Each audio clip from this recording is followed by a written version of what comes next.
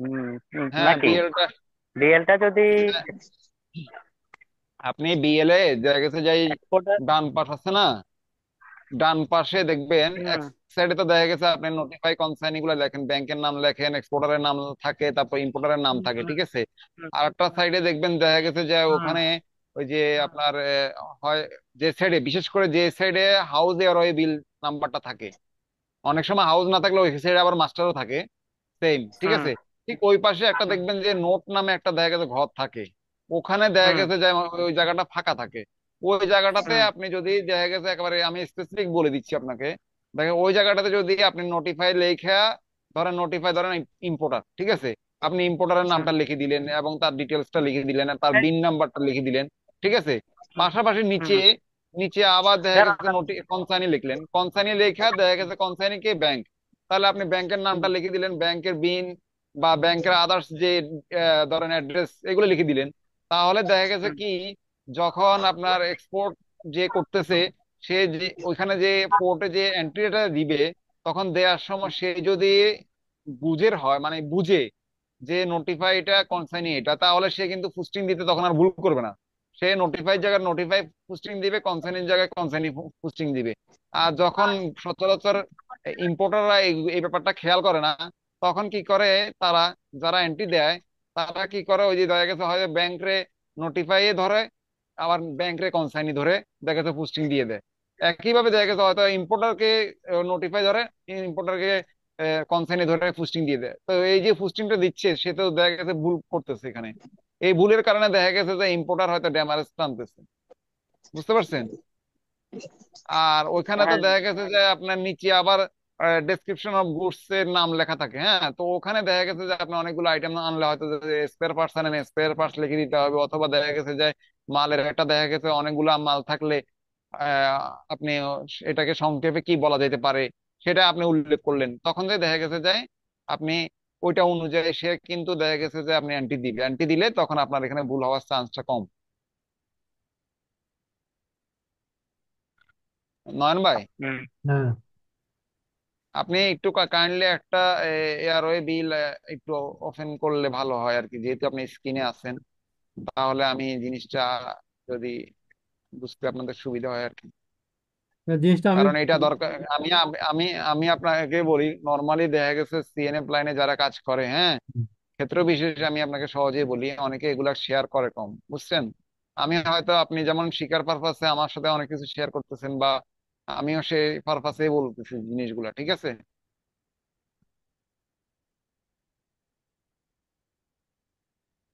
হ্যাঁ, সিএনএফ বুঝতে পারছি। মানে এরা এরা কখনো এই ব্যাপারগুলো শেয়ার করবে না। আপনি ভুল করলে দেখা গেছে যে ক্ষেত্র বিশেষে সে তো হয়তো ক্ষেত্র বিশেষে বেনিফিটেড হয় সে, অবশ্যই। তাই না। হুম হুম। ভুলটা কিন্তু আপনি করতেছেন, ঠিক আছে, এখন ভুলটা আপনি যদি ধামা চাপা দিতে যান তাহলে তো দেখা গেছে তাকে দিয়ে দিতে হবে, তাই না। তো হ্যাঁ, সেক্ষেত্রে তাকে দিয়ে দিতে গেলে তো সে তো কিছু না কিছু তো পাবে, তাই না। অবশ্যই। হুম তো এই জায়গাগুলো দেখা গেছে যদিও যে ইম্পোর্টার হিসেবে সিএনএফ হিসেবে কেউই এগুলা শেয়ার করে না, হুম হুম। কিন্তু মূল ইস্যুটা হচ্ছে কিন্তু এখানে।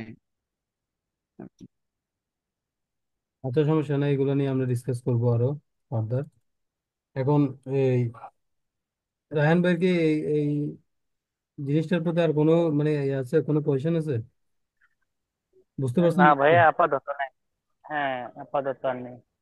আচ্ছা, তাহলে আমরা এখন ওই পেজে চলে যাই, যেখান থেকে শুরু হ্যাঁ করছি। জি। আমরা এখানে ইটিএ, বাথিং, ল্যান্ডিং, আনস্ট্যাপিং এগুলো জেনে ফেলছি, হ্যাঁ।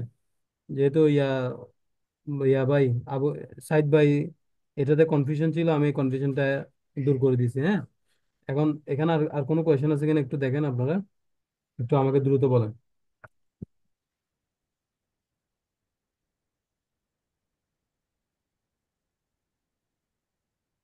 মানে ইম্পোর্ট প্রসেসটা বুঝছেন কিনা? ইম্পোর্টটা আমরা আরো অনেক ধাপ যাবো, আচ্ছা, কিন্তু প্রসেসটা বুঝছেন কিনা মূলত? হ্যাঁ, প্রসেসটা বুঝছি। আচ্ছা হুম, নয়ন ভাই, জি। এই যে ধরেন আমরা রিসেন্টলি বলা যাবে না, 4-5 মাস হবে না, আশা করি আরো কম হবে, যাই হোক, আগে আমরা ইউকে বাংলা পেপার থেকে একটা মাল এক্সপোর্ট করছে আর কি, হুম ঢাকা সাভার ইপিজেডি আর কি, হ্যাঁ, হুম। এক্সপোর্ট করছে। তো এক্সপোর্ট করার প্রেক্ষিতে তারা কিন্তু দেখা গেছে যে আপনার ইএক্সপি দিছে, হ্যাঁ। হুম। তো একইভাবে দেখা গেছে যে আপনার ঢাকা ইয়ে থেকে, সাভার ইপিজেড থেকে ওরা তো আইপি করতে হবে, তাই না? হ্যাঁ। তাদের ক্ষেত্রে তো আইপি করতে হবে। হ্যাঁ, অবশ্যই। আর আদার্স কোনো ইয়ে হইলে তাহলে তো আইপির প্রয়োজন নাই। না, প্রয়োজন না আইপি। আইপি শুধু হচ্ছে যে আপনার ব্যবসার জন্য। বেতনের জন্য, আচ্ছা। হ্যাঁ।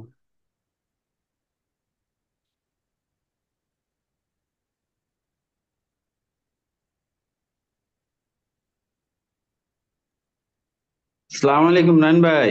জি। কি অবস্থা ভাই, ভালো আছেন? এই তো ভাই, ভালো আছি কোনো রকম আর কি। আপনার যেরকম আহ, লাগছে নাকি ভাই? আমি ব্যস্ত না ভাই, আসলে সমস্যা হয়েছে টাইম ম্যানেজমেন্টে আমার একটু মিস্টেক হইতেছে। এই ক্লাস আজকেও মিস করছি, গত ক্লাসে মিস করছি, এই আর কি। সমস্যা নাই, ভিডিও দেখে নেবেন আর কি।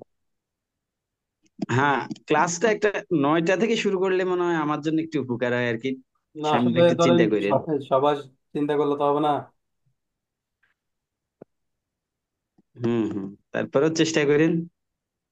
9টা বাজে।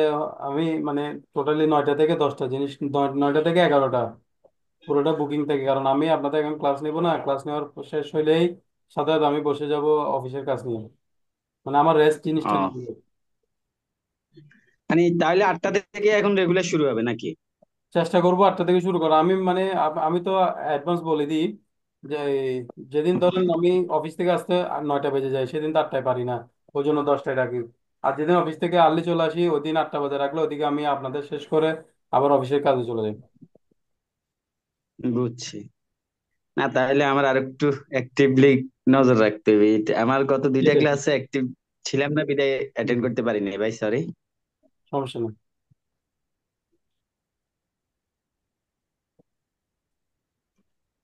আচ্ছা, আর কোনো কোয়েশ্চেন আছে? না, আপাতত কোশ্চেন নাই। রায়ন ভাই? না ভাইয়া, আপাতত নাই।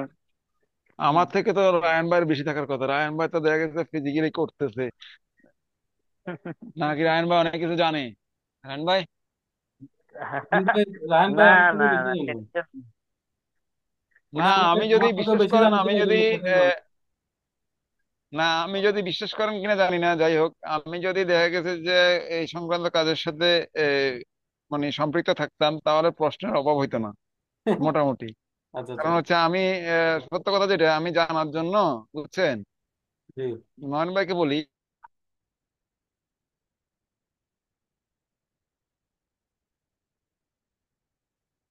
দেখা গেছে যে প্রশ্ন করি, তো বলে কেন করেন, কারণ হচ্ছে আমি যেভাবে থিঙ্কিং করি, ও জাস্ট জিনিসটা ওটার সাথে ম্যাচ করে কিনা আমি এটা যাচাই করার জন্য হইলো করি। আচ্ছা, আচ্ছা। বুঝছেন, হুম। আমি মানে ভালো করে শিওর হওয়ার জন্য আর কি। মানে সব ব্যাপারে না, কিছু কিছু ব্যাপারে আর কি। আচ্ছা, আচ্ছা, সমস্যা নেই।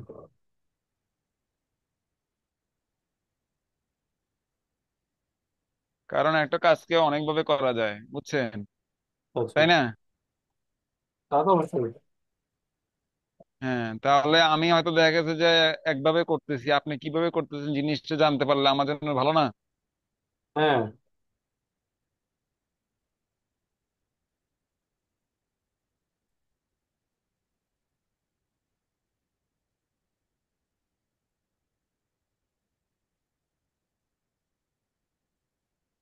রায়ন ভাই, জি ভাইয়া, বলেন। আপনি আমার থেকে বেশি জানেন মনে হয়, হ্যালো। কিন্তু ওই জন্য চুপ করে আছেন। কি যে বলেন! আমি আসলে একটু বাচ্চা নিয়ে নিচে নামছি তো। আচ্ছা। ওরা একটু টায়ার্ডও। আর আপনি তো সুন্দর করে বুঝান ভাই, আসলে অনেক ভেঙে ভেঙে বুঝান, সত্যি কথা। আমি কিন্তু হুম। পার্সোনালি আপনাকে থ্যাংক ইউ দেই। আর মানে আপনার ক্লাস করা, আপনার যে অনেক সময় ক্লাস, তখন কিন্তু আসলে খারাপ লাগে। মানে ক্লাস করতে একটা আনন্দ লাগে, অনেকগুলা ক্লাস আছে না, এটা তো এটা এটা বিরক্ত। আসলে এটা মানে আসলে কেন হয় বলি। আপনার। না, না, এটা আসলে কেন হয় বলি, হ্যাঁ। আপনার ধরেন এই কোরবান আগে পর্যন্ত মানে আমাদের প্রচুর প্রচুর প্রচুর শিপমেন্ট ভাই, বিশ্বাস করবেন। দুদিন পর পর একটা একটা শিপমেন্ট, দুদিন পর পর একটা একটা শিপমেন্ট, তো একটা শিপমেন্ট দিলে তো আপনি জানেন শিপমেন্টের আগে কত কাজ থাকে, শিপমেন্টের দিন কত কাজ থাকে, শিপমেন্টের পরে কত কাজ থাকে। তো ওই জন্য কোরবান পর্যন্ত মানে খুব টাইট শিডিউলে থাকবো, মানে অনেক টাইট শিডিউলে। মানে আমি তো হ্যাঁ যেমন আপনাদের জন্য 1 ঘন্টা 2 ঘন্টা রাখার জন্য আমি প্রচুর চেষ্টা করি, বুঝছেন? কারণ আমার জি তো আর কোনো জি বেস নেই, জি কোনো ক্লাস নেই, কিছু নেই। তারপর আমি দেখেন অফিস থেকে এসে আজকে শুধু নাস্তাটা করছি, নাস্তা করে সাথে সাথে আমি একজন নক দিছে মনে হয় ক্লাসের, আমি সাথে সাথে মনে পড়ছে আজকে তো ক্লাস আছে, আমি সাথে সাথে আর নাস্তা করে ফ্যামিলিকেও টাইম দিই নাই, ডাইরেক্ট ক্লাসে ঢুকে গেছি। কারণ আপনারা অনেক অধিক আগ্রহ নিয়ে বসে থাকেন যে একটা ক্লাসের জন্য, ঠিক আছে? আমার অবশ্যই দায়িত্ব এবং ওটি কর্তব্য আপনাদেরকে সময়টা দেওয়ার। টাকা পয়সা বড় জি জিনিস না, মেন হচ্ছে একটা আপনাদের সাথে যে বন্ডিংটা, আন্তরিকতাটা, ওইটা হচ্ছে সব থেকে বড়। জি হ্যাঁ। ওই জন্য আমি সর্বোচ্চ চেষ্টা আপনার করি যে তো ক্লাস মিস না আপনাদের করি। তো আবার আপনার কাজ তো বেশি, কারণ আমি যেটা বুঝি আমরা তো যেমন ফরওয়ার্ডার এজেন্ট দিয়ে কাজ হুম করাই, হুম হুম। আপনারা তো ডাইরেক্ট শিপিং লাইনের সাথে কাজ করেন, ডাইরেক্ট তার ভাই, জন্য ডাইরেক্ট শিপিং লাইনে কাজ করি। এভরিথিং আপনারা রেডি করতে হয়, তাই না? হ্যাঁ হ্যাঁ। সবকিছুই আপনাদেরকে রেডি করতে হয়, যেটা